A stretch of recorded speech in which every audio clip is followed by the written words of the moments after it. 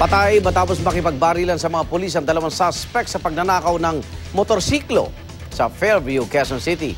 Sa Parañaque naman, 5 lalaki ang naaresto dahil di sa pagnanakaw ng motorsiklo.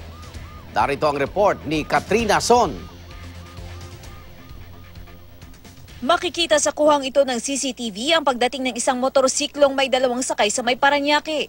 Pumarada ito at bumaba ang lalaki. Tila may sinusian at wala pang 5 segundo. Nakasakay na rin ito sa isa pang motorsiklo. Dito nasabay na umalis ang dalawa. Ayon sa pulisya, miyembro ng Aron Umpad Group ang 2 lalaki. Walang patawad itong mga ito. At kihawak mo pa yung motor mo, kukunin at kukunin sa inyo.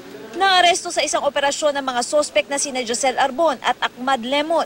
Nahuli na rin ang 3 pa raw nilang kasamahang sina Aron Umpad, Wilson Maray at isang alias Hari. Itinanggi ng mga sospek ang paratang.